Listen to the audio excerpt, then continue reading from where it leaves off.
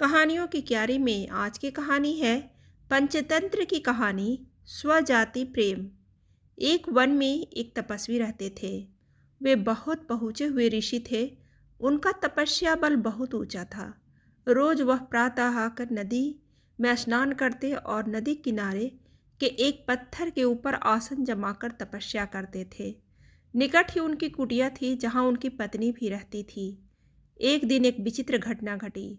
अपनी तपस्या समाप्त करने के बाद ईश्वर को प्रणाम करके उन्होंने अपने हाथ खोले ही थे कि उनके हाथों में एक नन्ही सी चूहिया आ गिरी।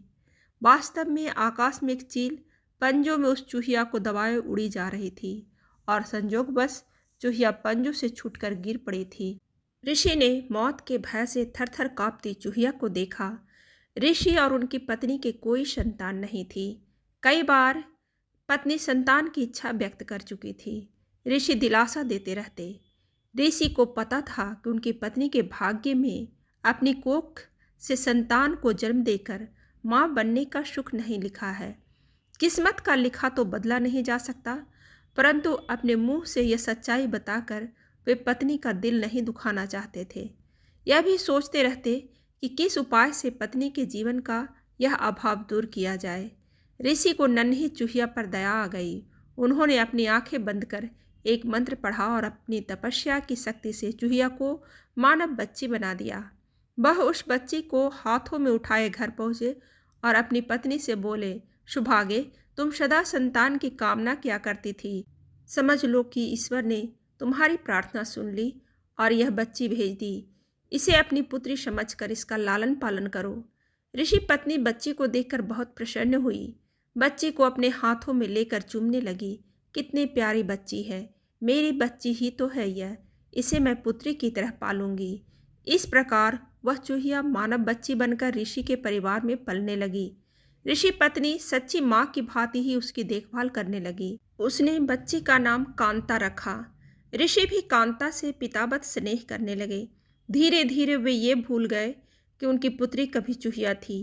माँ तो बच्ची के प्यार में खो गई। वह दिन रात उसे खिलाने और खेलने में लगी रहती। ऋषि अपनी पत्नी को ममता लुटाते देख प्रसन्न होते कि आखिर संतान न होने का उसे दुख नहीं रहा। ऋषि ने स्वयं भी उचित समय आने पर कांता को शिक्षा दी और सारे ज्ञान विज्ञान की बातें सिखाई। समय पंख लगाकर उड़ने लगा। देखते ही देखते माँ का प्रेम तथा ऋषि का स्नेह, वह शिक्षा प्राप्त करती कांता बढ़ते बढ़ते 16 वर्ष की सुंदर, सुशील व योग्य युवती बन गई। माता को बेटी के विवाह की चिंता सताने लगी। एक दिन उसने ऋषि से कह डाला, सुनो, अब हमारी कांता विवाह योग्य हो गई है, हमें उसके हाथ पीले कर देने चाहिए।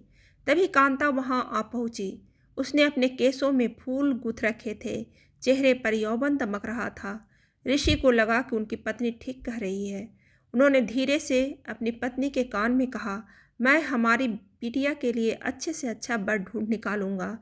उन्होंने अपने तपोबल से सूर्यदेव का आवाहन किया। सूर्य ऋषि के सामने प्रकट हुए और बोले, प्रणाम मुनिदेव, कहिए आपने मुझे क्यों स्मरण किया, क्या आज्ञा है। ऋषि ने कांता की ओर इशारा करके कहा, यह मेरी बेटी है, सर्वगुण सुशील है, मैं चाहता हूँ कि तुम इससे विवाह कर लो। तभी कांता बोली, तात, यह बहुत गर्व है, मेरी तो आंखें चुंधिया रही है, मैं इनसे विवाह कैसे करूँ, न कभी इनके निकट जा पाऊंगी न देख पाऊंगी। ऋषि ने कांता की पीठ थपथपाई और बोले, ठीक है, दूसरे और श्रेष्ठ वर देखते हैं। सूर्यदेव बोले, ऋषिवर, बादल मुझसे श्रेष्ठ है, वह मुझे भी ढक लेता है, उससे बात कीजिए। ऋषि के बुलाने पर बादल गरजते लरजते और बिजलियां चमकाते प्रकट हुआ। बादल को देखते ही कांता ने विरोध किया, तात, यह बहुत काले रंग का है, मेरा रंग गोरा है, हमारी जोड़ी नहीं जमेगी। ऋषि ने बादल से पूछा, तुम ही बताओ, तुमसे श्रेष्ठ कौन है। बादल ने उत्तर दिया, पवन, वह मुझसे भी उड़ाकर ले जाता है, मैं तो उसी के इशारे पर चलता रहता हूँ। ऋषि ने पवन का आह्वान किया। पवन देव प्रकट हुए तो ऋषि ने कांता से ही पूछा, पुत्री, तुम्हें यह वर पसंद है। कांता ने अपना सिर हिलाया, नहीं तात, यह बहुत चंचल है, एक जगह टिकेगा ही नहीं, इसके साथ गृहस्थी कैसे जमेगी। ऋषि की पत्नी भी बोली, हम अपनी बेटी पवन देव को नहीं देंगे, दामाद कम से कम ऐसा तो होना ही चाहिए जिसे हम अपनी आंखों से देख सकें। ऋषि ने पवनदेव से पूछा, तुम ही बताओ कि तुमसे श्रेष्ठ कौन है। पवनदेव बोले, ऋषिवर, पर्वत मुझसे भी श्रेष्ठ है, वह मेरा रास्ता रोक लेता है। ऋषि के बुलावे पर पर्वतराज प्रकट हुए और बोले, ऋषिवर, आपने मुझे क्यों याद किया। ऋषि ने सारी बात बताई। पर्वतराज ने कहा, पूछ लीजिए कि आपकी कन्या को मैं पसंद हूँ क्या। कांता बोली, ओह, यह तो पत्थर ही पत्थर है, इसका दिल भी पत्थर का होगा। ऋषि ने पर्वतराज से उससे भी श्रेष्ठ वर बताने को कहा तो पर्वतराज बोले, चूहा मुझसे भी श्रेष्ठ है, वह मुझे भी छेद कर बिल बनाकर उसमें रहता है। पर्वतराज के ऐसा कहते ही एक चूहा उसके कानों से निकलकर सामने आ कूदा। चूहे को देखते ही कांता खुशी से उछल पड़ी। तात, तात, यह मुझे पसंद है, मेरा विवाह इसी से कर दीजिए।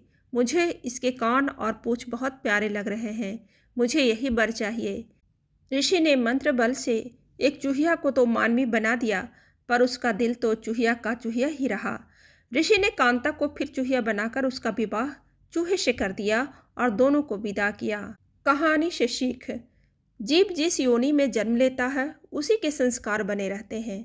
स्वभाव नकली उपायों से नहीं बदले जा सकते हैं।